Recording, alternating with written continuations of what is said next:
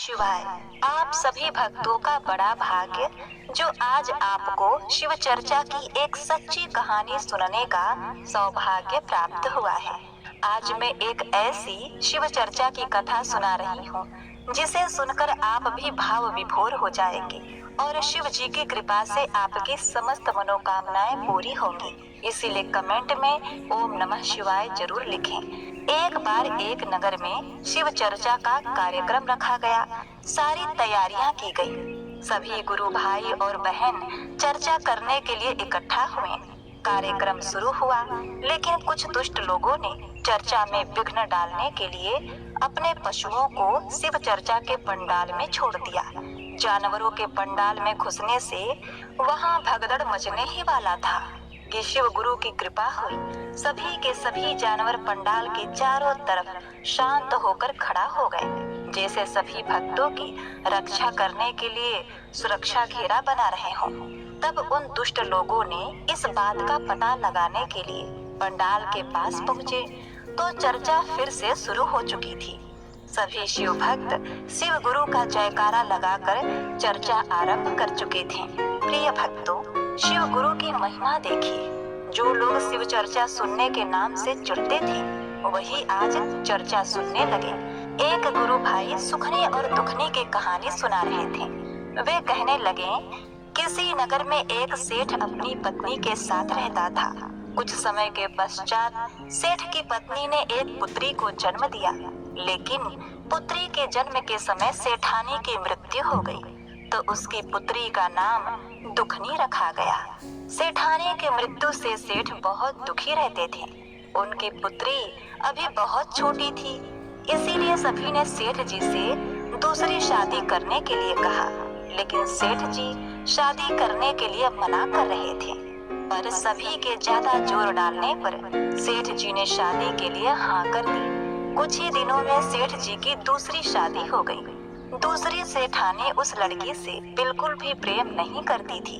धीरे धीरे समय बीतता रहा और दूसरी सेठानी गर्भवती हुई। कुछ ही दिनों बाद उस सेठानी ने एक कन्या को जन्म दिया।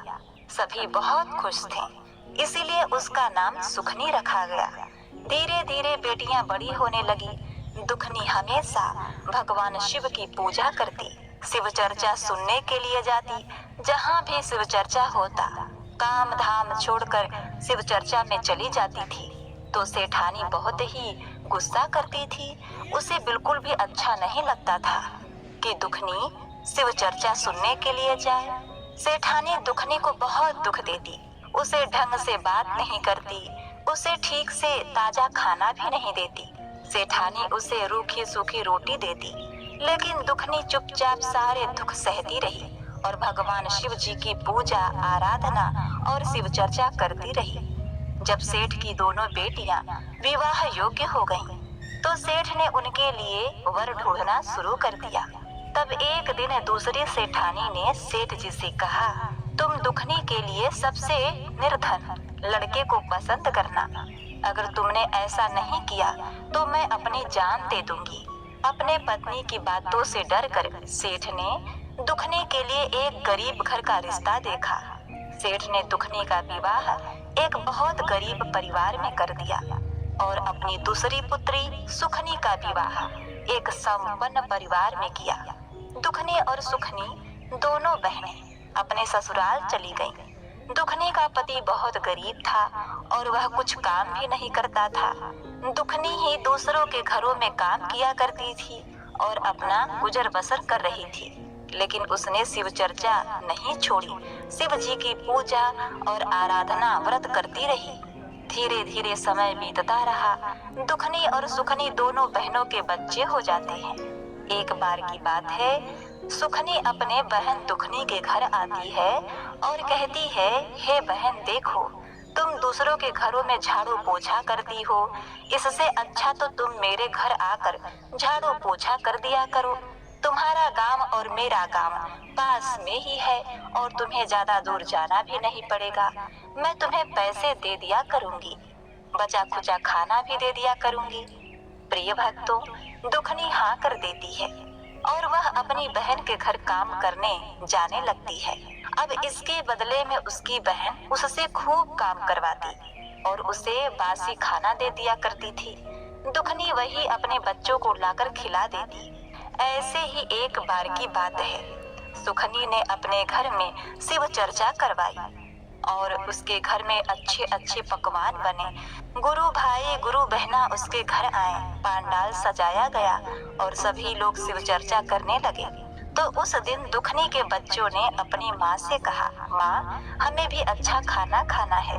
तो दुखनी बोली, बेटा मैं क्या करूं, कहाँ से लाऊं अच्छा खाना, तुम्हारे पिता तो कुछ कमाते नहीं हैं। तब बच्चों ने कहा, माँ मौसी के यहाँ शिव चर्चा है, अच्छा अच्छा भोजन बना है।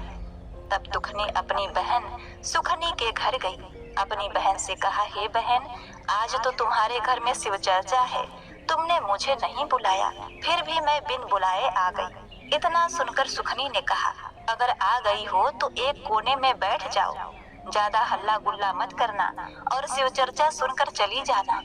अब बेचारी दुखनी एक कोने में जाकर बैठ गई और शिव चर्चा होने लगा। प्रेम मग्न होकर वह शिव चर्चा सुनने लगी और उसकी जब बारी आई तो उसने भी शिव गुरु को प्रणाम करके शिव चर्चा शुरू की, थोड़ा भजन कीर्तन किया और इस प्रकार बड़े ही अच्छी तरह से शिव चर्चा समाप्त हुई। अंत में सुखनी ने सबको प्रसाद दिया, लेकिन अपनी बड़ी बहन दुखनी को उसने प्रसाद नहीं दिया। यह सब देखकर दुखनी को बड़ा दुख हुआ। बोली, बहन आज तुम्हारे घर में शिव चर्चा है, आज तो कम से कम प्रसाद दे ही दो, मुझे आज ताजा खाना दे दो मेरे बच्चों के लिए, मेरे बच्चे बड़े भूखे हैं। तो सुखनी ने अपनी बड़ी बहन दुखनी को बड़ा बुरा भला बोला और उसे घर से निकाल दिया। तो दुखनी रोते रोते अपने घर आ जाती है। दुखनी को रोता देखकर उसके बच्चों ने कहा, माँ क्या बात है, तुम तो मौसी के घर गई थी खाना लाने, फिर तुम क्यों रो रही हो?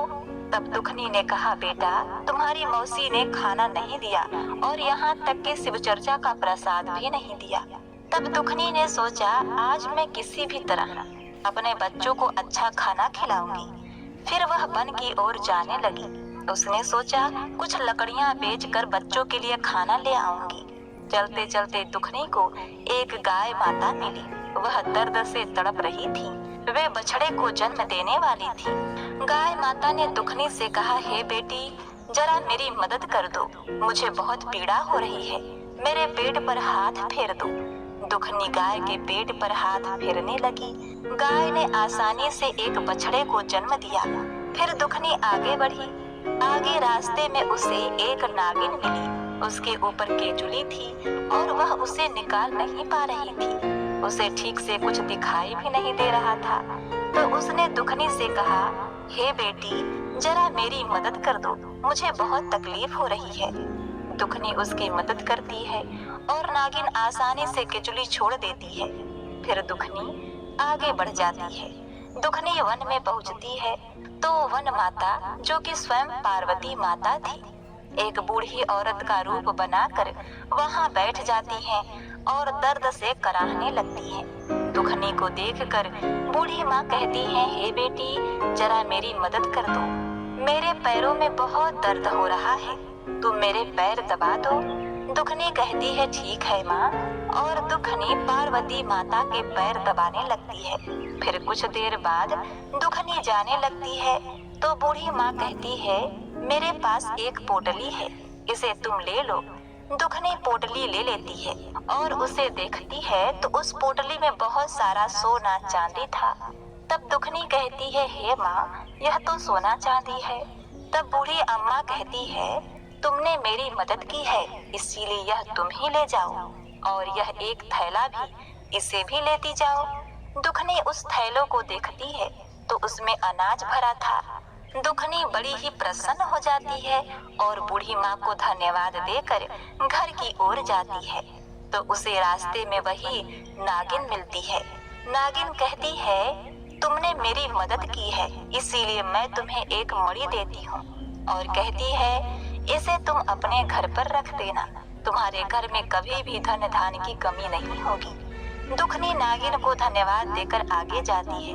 तो उसे वही गाय माता मिलती है और कहती है, हे बेटी, तुमने मेरी मदद की है, इसीलिए तुम मुझे अपने घर ले चलो। तो दुखनी गाय और उसके बछड़े को अपने घर ले जाती है और अपने बच्चों के लिए खीर और अच्छा भोजन बनाती है। अब दुखनी के घर में किसी चीज की कोई कमी नहीं थी। प्रिय भक्तों, एक दिन सुखनी ने सोचा, दुखनी काम पर क्यों नहीं आ रही है, चलकर देखना चाहिए। अब इतना सोचकर सुखनी दुखनी के घर जाकर यह सब देखकर आश्चर्यचकित रह गई और अपनी बहन दुखनी से सुखनी कहती है, हे बहन दुखनी, कल तक तो तुम्हारे घर में खाने के लिए एक अन्न भी नहीं था, आज इतना सारा धन कहाँ से आ गया? कहीं से डाका डाला है कि कहीं चोरी की है? तो दुखनी कहती है, हे बहन, ना मैंने कहीं डाका डाला है ना चोरी की है, यह तो मेरे कर्मों के फल से शिव गुरु के कृपा से मिला है। तब दुखनी उसे सारी बात बता देती है। तब सुखनी भी गरीब औरत का रूप बनाकर वन की तरफ जाती है तो उसे एक शेरनी मिलती है। वह उस पर दहाड़ती है। सुखनी डर जाती है और आगे बढ़ जाती है। आगे वही नागिन सुखनी को मिलती है। नागिन उसे देखकर गुस्से से फुफकार मारती है। सुखनी फिर डर जाती है और भागती है। आगे उसे वही बुढ़िया माई मिलती है और कहती है, मेरी इजाजत के बिना तुम यहाँ कैसे आई? इस वन में प्रवेश करना तुम्हारे लिए वर्जित है। यह भगवान शिव का पवित्र वन है। और वह सुखनी को डंडे से मारने लगती है। सुखनी भागते भागते अपने घर पहुँच जाती है। घर जाकर सुखनी देखती है उसके घर में अब सब कुछ खत्म हो गया है। धन दौलत सब कुछ मिट्टी में मिल चुका था। अब वह गरीब हो गई थी। फिर वह अपनी बहन दुखनी के घर जाती है और उसे भला बुरा कहने लगती है कि तुम्हारे वजह से मेरा सब कुछ नष्ट हो गया, तुमने यह क्यों किया? तब भगवान शिवजी वहाँ प्रकट होते हैं और कहते हैं, इसमें दुखनी का कोई दोष नहीं है। तुम एक घमंडी थी और धनवान होते हुए भी एक गरीब का रूप धारण करके वन में गई।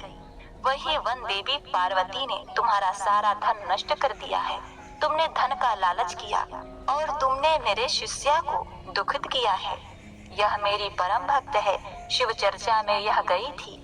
तुमने इसे शिव चर्चा का प्रसाद न देकर इसका अपमान किया है और मेरा भी। और आज जो हुआ है तुम्हारे कर्मों का फल है। अब सुखनी रोती गुड़गुड़ाती हुई भगवान शिव से प्रार्थना करने लगती है, हे भगवान भोलेनाथ, हे शिव गुरु, आज से मुझसे कोई गलती नहीं होगी। मैं शिव चर्चा कहने और सुनने वाले सबका सम्मान करूंगी और शिव चर्चा का प्रचार करूंगी। मैं किसी से द्वेष ईर्ष्या नहीं रखूंगी। कृपया आप मेरे धन को पुनः वापस कर दीजिए। प्रिय भक्तों, अपनी बहन को रोता बिलखता देखकर दुखनी भी भोलेनाथ से प्रार्थना करती है। तब भोलेनाथ कहते हैं, तुम अगर कह रही हो तो मैं तुम्हारी बहन को वापस उसकी संपत्ति वापस करता हूँ। इतना कहकर भगवान भोलेनाथ वापस अंतर ध्यान हो गए और सुखनी को उसका खोया हुआ संपत्ति वापस मिल गया। किंतु अब सुखनी पूरी तरह बदल गई थी। वह अपनी बहन दुखनी का सम्मान करने लगी और वह भगवान की भक्ति शिव चर्चा पूर्ण निश्चल भाव से करती रही और उसका भी जीवन मंगलमय और सुखमय हो गया। प्रिय भक्तों, इतना कहकर वह गुरु भाई आगे कहते हैं, हे गुरु भाइयों, हे गुरु बहना, अब आप लोग आगे की कथा सुनो। एक बार शिव गुरु और नारद जी एक दूसरे से बात कर रहे थे। तभी नारद जी बोले, हे शिव जी, धरती लोक पर शिव चर्चा इतनी क्यों हो रही है? सभी लोग आपकी चर्चा इतना क्यों करते हैं? तब शिव गुरु बोले, देखिए नारद मुनि, ये सवाल का जवाब आपको धरती लोक में ही मिलेगा। आप धरती लोक में जाकर पूछिए। नारद जी को शिव गुरु बोले, आप मनुष्य का रूप लेकर जाएं और वहाँ जिस प्राणी का बच्चा आपको दिखाई दे, आप उसी से पूछिएगा। नारद जी बोले, ठीक है प्रभु। नारद जी धरती लोक में मानव रूप धारण करके उतरे और सबसे पहले उन्होंने एक कौवे के बच्चे को अंडे से बाहर निकलते हुए देखा। नारद जी कौवे के बच्चे के पास जाकर उसके कान में पूछे कि हे कौवे, धरती लोक में शिव चर्चा इतना क्यों होता है? इतना पूछते ही कौवे का बच्चा मर जाता है। नारद जी बहुत दुखी हुए। तब वे शिव गुरु के पास गए और बोले, हे प्रभु, जैसा आप बोले थे हम वैसा ही किए, लेकिन कौवा का बच्चा मर गया, अब हम किससे पूछें? तब शिव गुरु बोले, हे नारद मुनि, आपको इस सवाल का जवाब पृथ्वी लोक पर ही मिलेगा। आप पृथ्वी लोक में ही जाकर पूछिए। अब नारद जी फिर से मनुष्य का रूप बनाकर धरती लोक में आए। इस बार उनको कुत्ता का बच्चा पैदा होते हुए दिखा। जब वह कुत्ते के बच्चे के कान में पूछे कि शिव चर्चा इतना क्यों होता है, शिव गुरु धरती लोक में इतना प्रसिद्ध क्यों है, तभी कुत्ता का बच्चा भी मर गया। यह देखकर नारद जी बहुत निराश हो गए। वे शिव गुरु के पास दोबारा जाते हैं और उनसे पूछते हैं, हे शिव जी, आप जो बोले थे हम वैसा ही किए, लेकिन इस बार भी कुत्ता का बच्चा मर गया, अब हम क्या करें? शिव गुरु बोले, इस सवाल का जवाब आप धरती लोक में ही तलाशें, आपको जवाब जरूर मिलेगा। तब नारद जी फिर से एक बार बड़ी आशा के साथ धरती लोक में प्रवेश किए। इस बार उनको एक गाय का बच्चा पैदा होते हुए दिखा। वह गाय के बच्चे के पास जाकर पूछे, हे गौ पुत्र, शिव चर्चा इतना क्यों होता है धरती लोक में, शिव इतने क्यों प्रसिद्ध हैं? तो वह गाय का बच्चा भी वही मर गया। नारद जी बहुत निराश हो गए और बहुत मनन विचार करने लगे कि हम जिससे भी पूछते हैं कि शिव चर्चा इतना क्यों होता है, शिव गुरु का पूजा इतना क्यों होता है, तो वह सभी मर गए। अब हम इस सवाल का जवाब शिव जी से ही पूछेंगे और इस बार हम शिव जी से ही सवाल का जवाब पूछने जा रहे हैं। अब नारद मुनि शिव जी के पास गए और बोले, हे शिव गुरु, अब इस सवाल का जवाब आपको ही देना पड़ेगा। नारद जी बोले, हे प्रभु, हम जिससे भी पूछते हैं सब वह प्रश्न सुनकर मर जाते हैं, अब इस सवाल का जवाब आपको ही देना पड़ेगा। शिव गुरु बोले, हे नारद जी, इस बार आपको निराश नहीं होना पड़ेगा, आप जाकर दोबारा धरती लोक में ही पूछिए, वहीं आपको जवाब मिलेगा। इस बार आप निराश नहीं लौटेंगे। नारद जी बहुत आशा और विश्वास के साथ दोबारा धरती लोक में कदम रखे। इस बार उनको एक महल में राजा का बच्चा जन्म होते हुए दिखा। राजा के यहाँ बेटे का जन्म बहुत साल बाद हुआ था। कम से कम 9 से 10 साल बाद उसका एक बेटा हुआ था। इसलिए राजमहल में बहुत भीड़ थी, बहुत धूमधाम और चहल पहल थी। सभी लोग राजा के बेटे को देखने के लिए इच्छुक थे। राजा के दरवाजे पर सैनिक पहरा दे रहे थे। तब नारद जी एक साधु का रूप धारण करके राजा के महल के पास पहुँचे और दरवाजे पर आए। नारद जी जो साधु का रूप धारण करके आए थे, वह सैनिकों से पूछते हैं, हे सैनिकों, राजा के महल में इतनी भीड़, इतनी हलचल क्यों है? सैनिक बोले, हे महात्मन, आपको नहीं पता, राजा का बेटा बहुत सालों बाद हुआ है, इसीलिए इतनी भीड़ है। साधु बोले, क्या मैं भी राजा के बेटे को देख सकता हूँ? मुझे भी उसको देखना है और आशीर्वाद देना है। सभी सैनिक साधु को मना करने लगे और वहाँ से जाने के लिए कहने लगे। साधु नहीं माने और वहीं पर खड़े हो गए। सैनिक विवश होकर राजा को बुला कर लाए और राजा से बोले, हे महाराज, आपके दरबार में एक साधु आए हैं और वे बच्चे को देखने के लिए बहुत जिद कर रहे हैं। राजा जल्दी से आए और साधु से बात की। साधु बोले, हे राजन, हमको आपके बेटे को देखना है। यह सुनकर राजा मान गए। उन्हें अपने बेटे को दिखाने के लिए अनुमति दे दी। जब राजा और साधु एक साथ बच्चे के कमरे में पहुंचे, तब साधु बोले कि हे राजन, हमको इस बच्चे से थोड़ी देर बात करनी है। राजा चौंक गए और बोले, हे ऋषि मुनि, यह बच्चा तो अभी 2 घंटे पहले ही हुआ है, इसको आपसे क्या बात करनी है?